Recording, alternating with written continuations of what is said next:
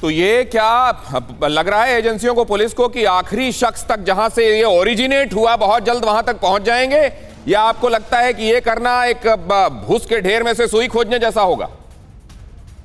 जी बिल्कुल, देखिए आज के वक्त में नामुमकिन कुछ भी नहीं है। ना सिर्फ अलग अलग राज्यों की पुलिस बल्कि देश की खुफिया एजेंसियां और तमाम जो जांच एजेंसियां हैं वो इस काम में जुट चुकी हैं। इस वायरल मैसेज का ओरिजिन पता लगाने की कोशिश की जा रही है और जल्द इस बात का खुलासा होगा और जल्द ये इस बारे में भी पता चलेगा कि जो मैसेज था ये पाकिस्तान से ही दरअसल भेजा गया था और उसका मकसद सिर्फ एक था। उसका मकसद बिल्कुल साफ था, हिंदुस्तान में किसी भी तरीके से तमाम शहरों के अंदर अस्थिरता पैदा करना। जी बहुत धन्यवाद जितेंद्र, ये जानकारी हम तक पहुंचाने के लिए। देश भर में आज हुआ, देश भर में जुमे की नमाज के बाद प्रदर्शन हुए।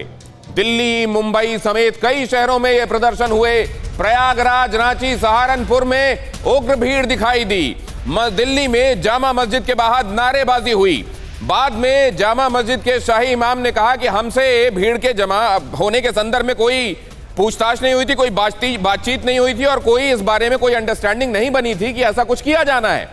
पुलिस ये कह रही है कि हम ये देखेंगे क्योंकि हमसे किसी तरह की कोई प्रायर परमिशन नहीं ली गई है। दिल्ली के संदर्भ बता रहा हूं। और ये देख रहे हैं आप प्रयागराज, कैसे ट्रकों को फूंक दिया गया, कैसे ये ईंट, रोड़े, पत्थर जो सड़क पर पड़े हुए हैं, ये बता रहे हैं कि किस कदर अव्यवस्था फैलाने की कोशिश की गई प्रयागराज में।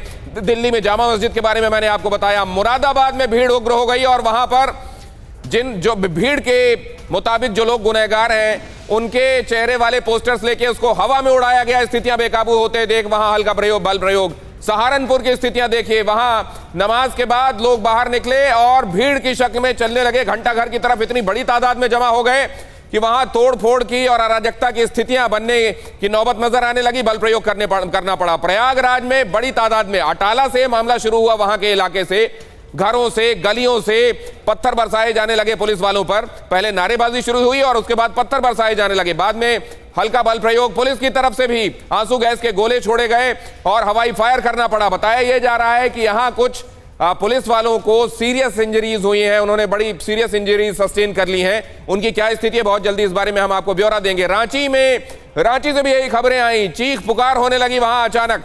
इस नमाज के बाद की निकली हुई भीड़ ने पहले नारेबाजी की और पत्थरबाजी शुरू कर दी। उसके बाद कोलकाता में बड़ी तादाद में लोग सड़कों पर निकले और वहां तो ऐसा लग रहा था कि उनको शायद एक टेसिट सपोर्ट भी मिला हुआ है एडमिनिस्ट्रेशन का, क्योंकि एक एक मोटरसाइकिल पर तीन तीन लोग बैठे हुए थे।